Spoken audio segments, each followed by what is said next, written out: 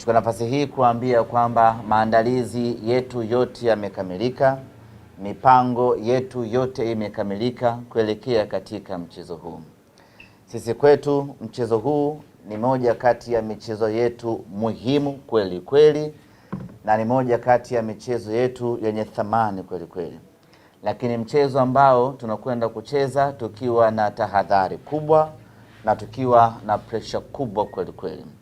Presha kubwa ni kutokana na historia ya matokeo yasiyokuwa ya kutabirika baina ya Simba Sports Club tunapocheza na Coastal Union. Miongoni mwa timu ambazo zinakuwa na kigeugeu cha matokeo ni pamoja na Coastal Union.